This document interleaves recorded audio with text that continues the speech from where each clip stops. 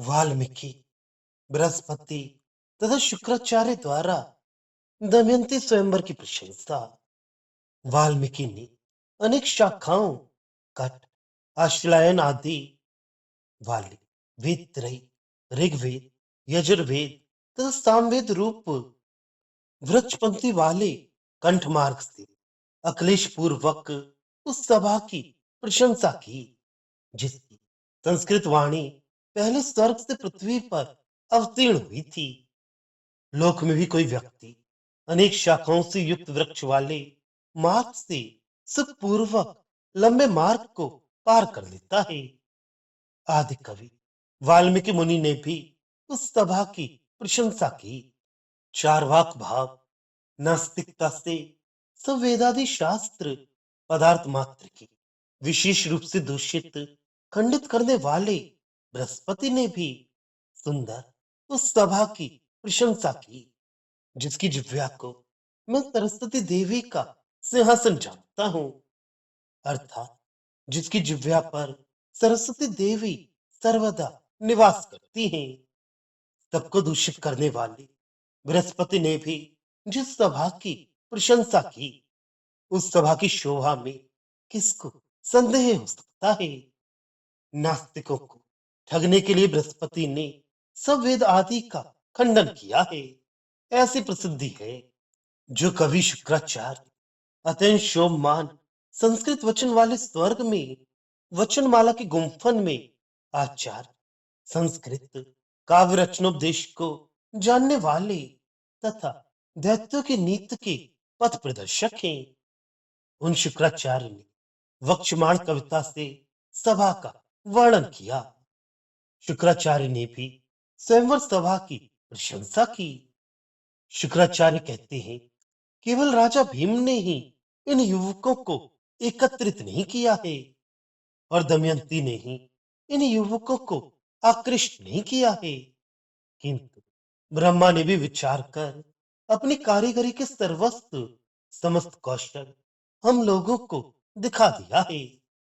राजा भीम के प्रयत्न, दमयंती की सौंदर्य संपत्ति तथा ब्रह्मा की सशिल्प कौशल प्रदर्शित करने की इच्छा, ये युवकों का सम्मेलन हुआ है। जो शिव जी ने पहले कामदेव को अकेला होने से मारा था, ये युवक राजा लोग इस कामदेव के उस शिव संबंधी भय का प्रतिकार अर्थात निवारण करने वाले शरीर समूह का विलास है क्या। पहले कामदेव को अकेला असहाय होने से शिवजी ने मार दिया।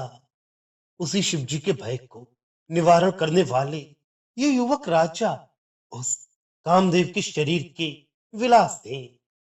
असहाय को एक बलवान व्यक्ति मार देता है, किंतु अनेक व्यक्तियों को वह नहीं मार सकता।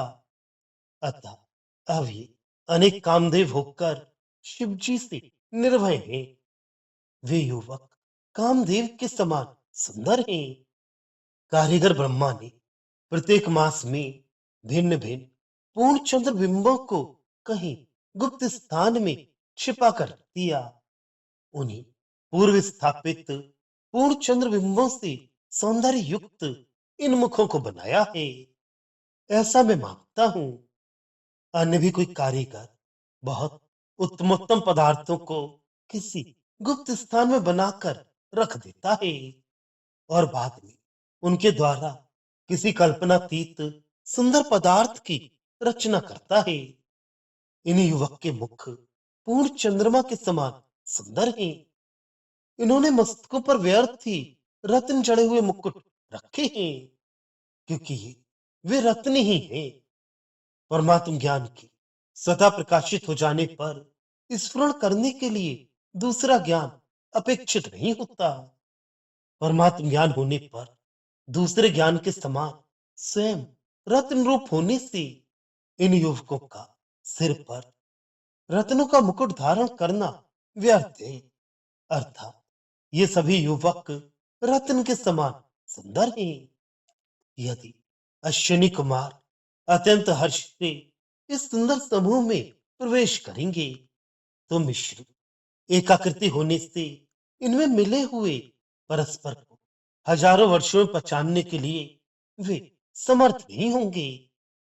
लोक में भी अत्यंत समान वस्तु में मिली हुई कोई चीज पहचानी नहीं जा सकती। अर्थात ये सभी युवक अश्विनी कुमार के समान सुंदर हैं, विदग्ध, चतुर, नहीं जले हुए। इतने युवकों के रहने से एक कामदेव के जलने पर भी संसार की क्या हानि हुई? अर्थात कोई नहीं। भरे हुए समुद्र के जल की एक बूंद के व्यय को कौन सूखना कहता है? अर्थात कोई नहीं। समुद्र में अपार जल रहने से जिस प्रकार उसके एक बिंदु के नष्ट होने पर भी कोई व्यक्ति समुद्र को सूखा हुआ नहीं कहता, न उससे कोई हानि होती है, उसी प्रकार कामदेव तुल्य इतने बहुत अधिक अर्थात अगणित युवकों के रहते यह युवकों से परिपूर्ण संसार का एक कामदेव के जल जाने पर भी कोई हानि नहीं समझनी चाहिए। अर्थात ये सभी युवक कामदेव के समान सुंदर हैं। इस प्रकार स्तुति स्वयंवर की प्रशंसा करते हुए शुक्राचार्य का गाते हुए गंधर्वों ने बार बार हुंकार समूह हुम हुम ऐसा कहने से समर्थन किया तथा वेदों को पढ़ते हुए महर्षि समूह ने ओमकार की बहुलता स्वीकृति सूचक ओम शब्द को बार बार उच्चारण करने से समर्थन किया। लोक में भी जिस प्रकार किसी की बात का समर्थन हूं हूं तथा ओम ओम कहकर किया जाता है, उसी प्रकार शुक्राचार्य के सवा वर्णन का समर्थन गाते हुए गंधर्वों तथा वेद पढ़ते हुए महर्षियों ने बार बार क्रमशः हूं तथा ओम ओम कर किया। गायन में ओम होम की तथा वेदाध्ययन में ओम ओम का बाहुल्य होना उचित ही है। अर्थात गंधर्वों तथा महर्षियों ने शुक्राचार्य कृत स्वयंवर प्रशंसा को उचित बतलाया।